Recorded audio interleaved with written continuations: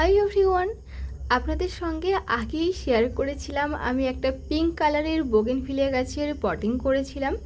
তো গাছটার পরের দিন মানে তারপরে গাছটার পাতা ফুল সবই ঝরে প্রায় মরে গিয়েছিলো।